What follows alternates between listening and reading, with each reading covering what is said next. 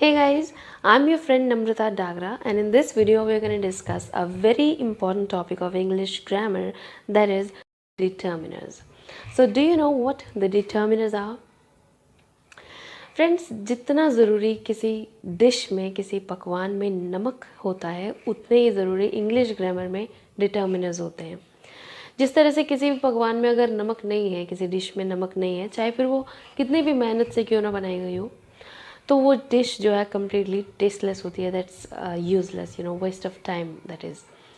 तो इसीलिए now you know the meaning, the importance of determiners. So let me explain you the meaning of determiners. So determiner जो word है वो बना है verb determine से, जिसका मतलब होता है फिक्स करना, लिमिट करना। तो जो डिटर्मिनर्स होते हैं वो नाउन्स को फिक्स करते हैं, उनको लिमिट करते हैं, निर्धारित करते हैं और उन्हें मॉडिफाई करते हैं, और ये नाउन्स से पहले लगते हैं। ठीक है, तो for example a cap, all the girls, two boys, या this table, that chair, my bag, etcetera. तो ये जो वर्ड्स मैंने यूज़ किए यहाँ पे, cap, bag, chair, table, girls, boys, ये क्या है? नाउन्स हैं। और इनसे पहले जो प्रीफिक्स लगे हैं, माई, अ, टू, ऑल, ये सब क्या है? This, that, including. तो ये सब हैं डिटर्मिनर्स, क्योंकि ये नाउन को क्लैरिफाई कर रहे हैं। माई बैग यानी कि मेरा बैग, जो बैग मेरे पास है मैं उसकी बात कर रही हूँ, किसी और बैग की नहीं। और जैसे दिस टेबल, तो पर्टिकुलरली मैं इस टेबल की बात कर रही हूँ जो मेरे पास रखी हुई है, और किसी टेबल की मैं बात नहीं कर रही हूँ। तो ये क्या करते हैं? डिटर्मिनर्स उस नाउन को लिमिट करते हैं, और सामने वाले को ये पता लग जाता है कि हम पर्टिकुलरली इस नाउन के बारे में बात कर रहे हैं और किसी के बारे में नहीं। तो इसलिए डिटर्मिनर्स को यूज़ करना ज़रूरी होता है। अब इन्हें आइडेंटिफाई कैसे करें, पहचानेंगे कैसे? तो 3 वर्ड्स आपको याद रखने हैं, कितना, किसका और कौन सा। That is which, whose and how much या हाउ मैनी। ठीक है, तो इनसे आप डिटर्मिनर्स को आइडेंटिफाई कर सकते हो। माई बैग मीन्स मेरा बैग, किसका बैग? मेरा बैग। कितने बॉयज़? 2 बॉयज़। कितनी गर्ल्स? ऑल द गर्ल्स, सभी गर्ल्स। ठीक है, कौन सी चेयर? दैट चेयर, जो वहाँ रखी हुई है, उस चेयर के बारे में। तो ये क्या कर रहे हैं? नाउन्स को आइडेंटिफाई कर रहे हैं, नाउन्स को फिक्स कर रहे हैं। तो अब हम बात करते हैं टाइप्स ऑफ डिटर्मिनर्स। कितने टाइप्स के होते हैं determiners? So basically determiners are of 5 types. Number 1 articles, number 2 possessives, number 3 demonstratives, number 4 quantifiers, number 5 numerals. तो सबसे पहले हम बात करेंगे आर्टिकल्स के बारे में, जिसके बारे में आप लोग क्लास 6 से पढ़ते चले आ रहे हो, लेकिन फिर भी इनके रूल्स का यूज़ करते हुए बहुत से लोग इन्हें गलत कर देते हैं। और आज की ये वीडियो देखने के बाद आई गारंटी यू कि आप आर्टिकल्स या डिटर्मिनर्स जिसकी भी बात करें, आप इन्हें कभी भी गलत नहीं करोगे। तो come on, let's begin with the first type of determiner, that is articles.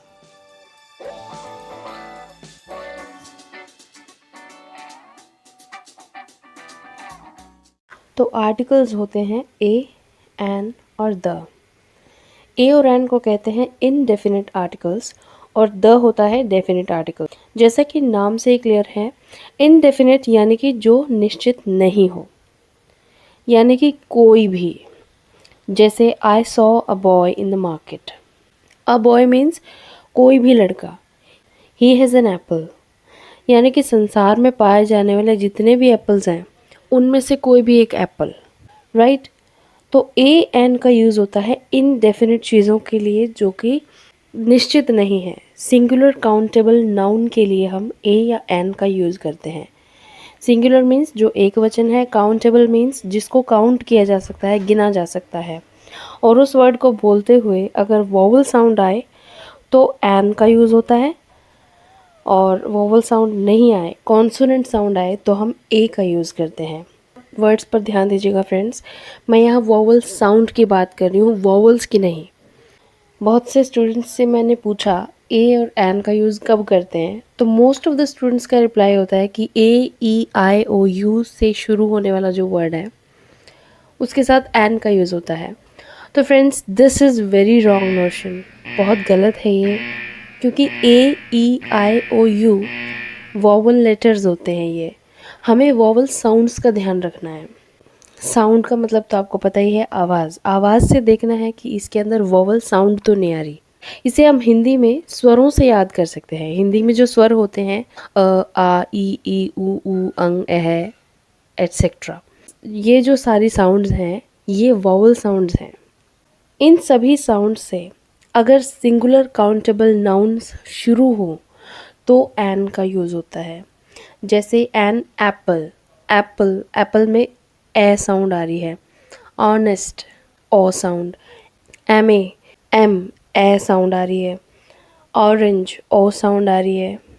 तो ये सारे जो वर्ड्स हैं इनमें वोवल साउंड्स आ रही हैं। अब साउंड्स का चैप्टर भी हम एक वीडियो में करेंगे। इसके लिए मैं अलग से वीडियो बनाऊंगी, जिससे कि आपको प्रोनाउंसिएशन में कभी दिक्कत नहीं आएगी, आप अच्छे से वर्ड्स को प्रोनाउंस कर पाओगे। So let's get back to the topic. तो सिंगुलर काउंटेबल नाउन को बोलते टाइम अगर इनिशियल साउंड यानी कि फर्स्ट साउंड जो है वो वॉवल साउंड है तो यूज़ होगा एन का। और अगर फर्स्ट साउंड कॉन्सोनेंट है, जैसे क ख ग घ ड़ से लेकर के ग तक के साउंड अगर आए तो हम यूज़ करते हैं ए का। जैसे कैट, मैन, यूनिवर्सिटी एट्सेट्रा। ये जो सारी साउंड्स है क म य, तो इस तरह के साउंड्स जब देखने को मिले तो ए का यूज़ होगा इनसे पहले। A cat, a man, a university, etc. So friends, now we'll talk about the definite article, that is the. Definite का मतलब होता है निश्चित, फिक्स, ओके। एंड द का यूज़ हम कब करते हैं? उन नाउन्स के साथ हम द का यूज़ करते हैं जो कि स्पेशल हो, यूनिक हो, one and only, okay. For example the sun, the moon, the earth, ये सब।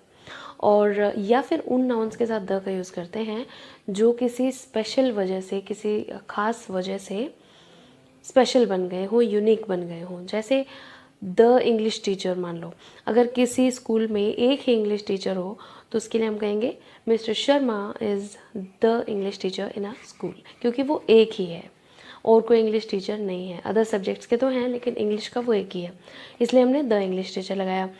और हम दूसरे आर्टिकल्स ए या एन का यूज़ कब करेंगे? जब बहुत सारे टीचर्स हो, मान लो 3-4 टीचर्स इंग्लिश के हैं तो हम क्या कहेंगे? Mr Sharma is an English teacher in our school, because there are other teachers as well in the school and Mr Sharma is one of them. Fine, तो चलिए अब डेफिनेशन बनाते हैं।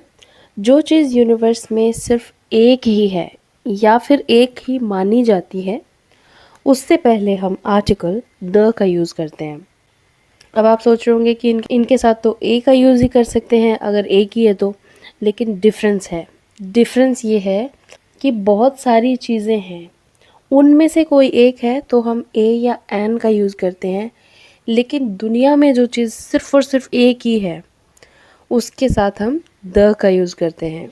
अब थोड़ा सा माइंड पर प्रेशर डालकर सोचिए कि रिवर से पहले क्या आर्टिकल लगाएंगे और गंगा से पहले क्या आर्टिकल लगाएंगे? Dash Ganga is dash river. तो इसमें क्या आएगा? मेरे ख्याल से आर्टिकल्स आपको क्लियर हो गए हैं। अब आप इसका आंसर बताइए, सोचिए।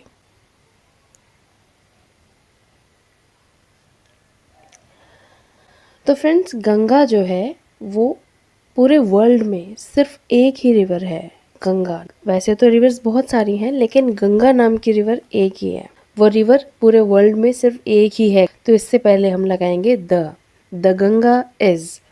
अब रिवर्स तो बहुत सारी हैं तो रिवर के पहले अ लगाएंगे, the Ganga is a river, right. तो अब हमारे आर्टिकल्स हो गए हैं कंप्लीट।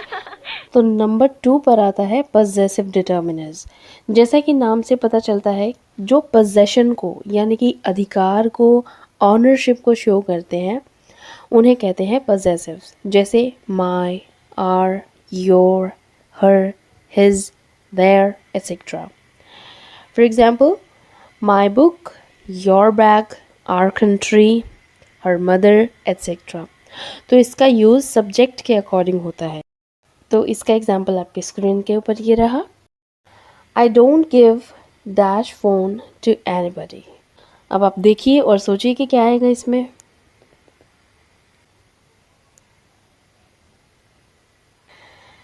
चलिए मैं ही बता देती हूँ। तो सब्जेक्ट आई का पॉजेसिव क्या होता है? माई। तो हम माई का यूज़ करेंगे। आई होप आपको ग्रामेटिकल पर्सन्स याद होंगे जो हमने टेंसेस वाली वीडियो में भी किए थे और नरेशन वाली वीडियो में भी किए थे। तो उसी के अकॉर्डिंग हम पॉजेसिव्स का यूज़ करेंगे। तो चलिए एक बार फिर से बता देती हूँ ग्रामेटिकल पर्सन्स के बारे में।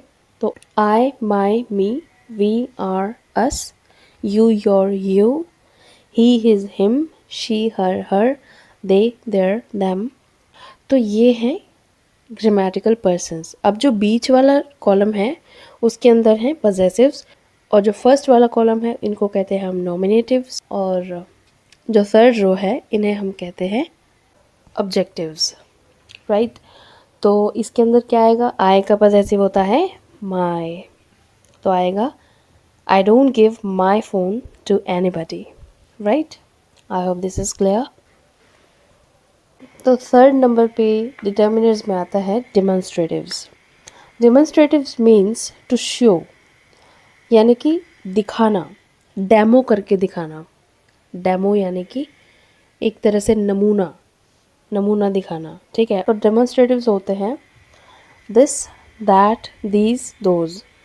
तो जो चीज़ नज़दीक हो और सिंगुलर हो तो उसके लिए हम दिस का यूज़ करते हैं, और जो चीज़ हमसे दूर हो और सिंगुलर हो तो दैट का यूज़ करते हैं।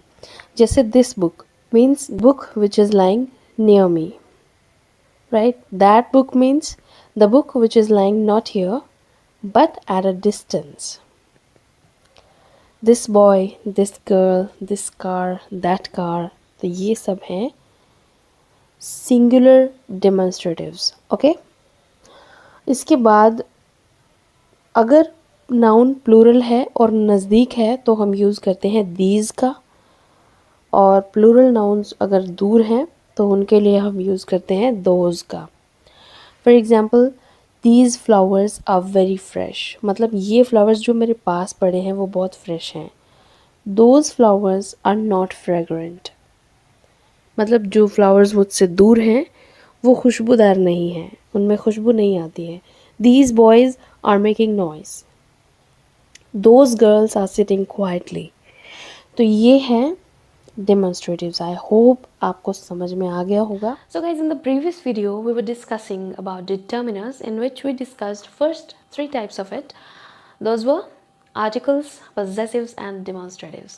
And in this video we'll continue with the discussion on determiners, where we'll discuss last two types of it. Those are numerals and quantifiers. So guys, without any further delay, let's begin. So guys, first of all we'll talk about quantifiers. So let me tell you, quantifiers show the quantity of the nouns.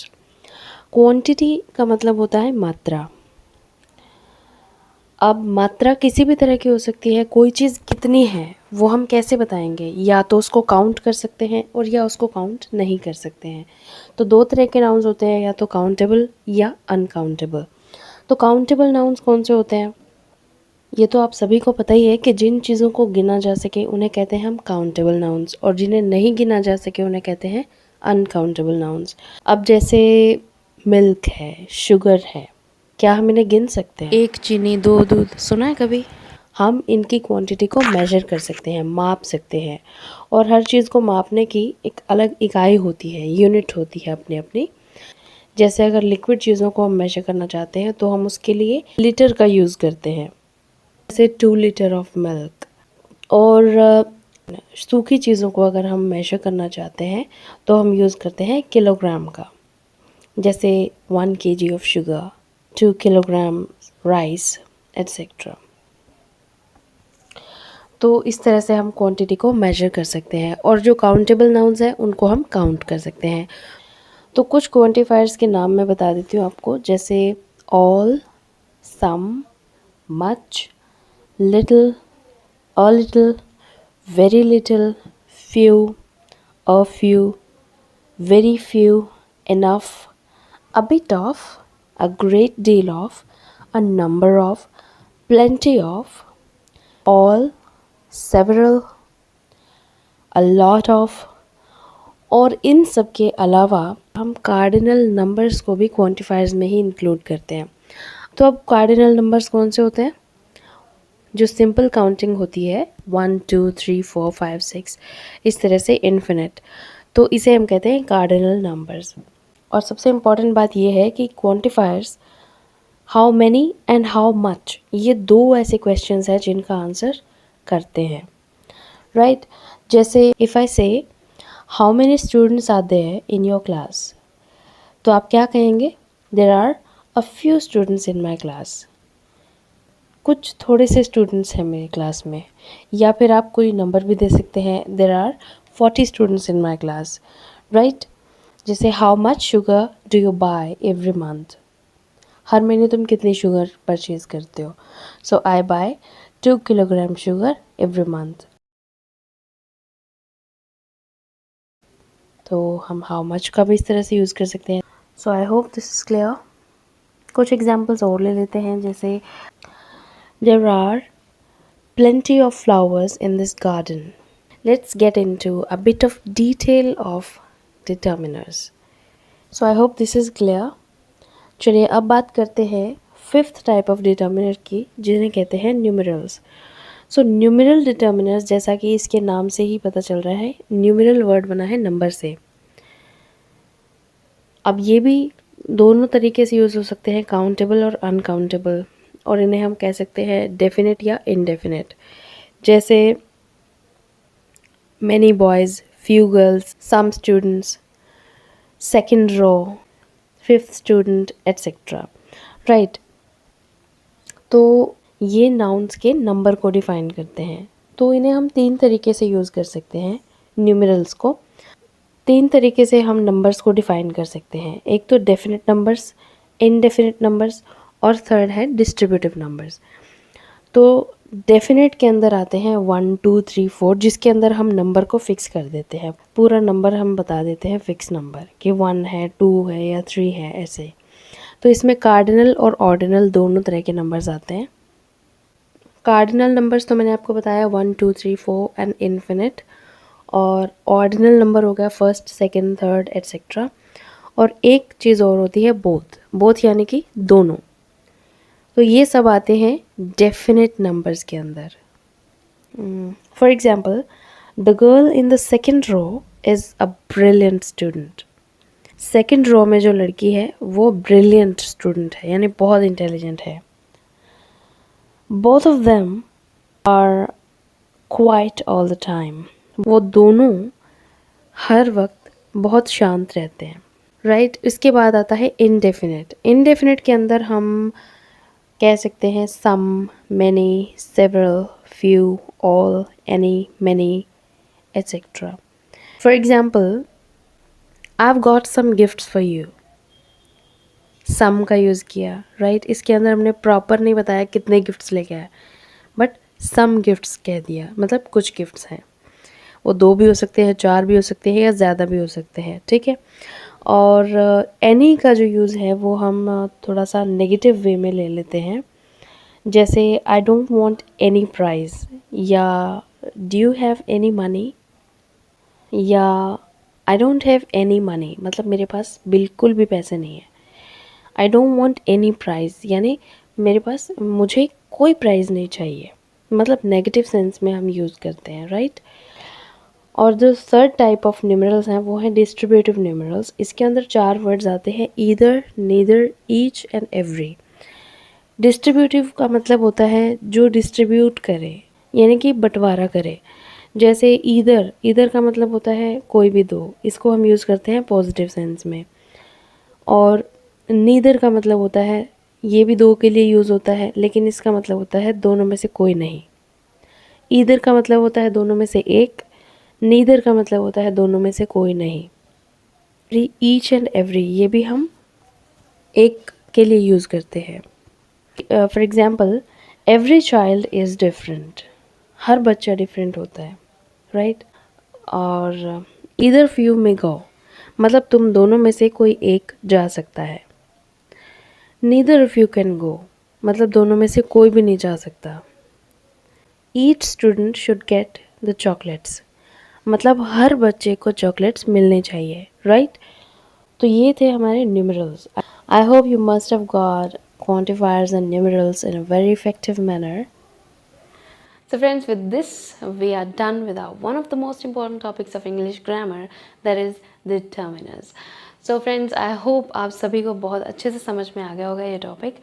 अब आप इसकी बहुत सारी practice कीजिए। तो friends, इसी के साथ अब मैं चलती हूँ और मिलते हैं अपने नेक्स्ट वीडियो में एक और इंटरेस्टिंग टॉपिक के साथ।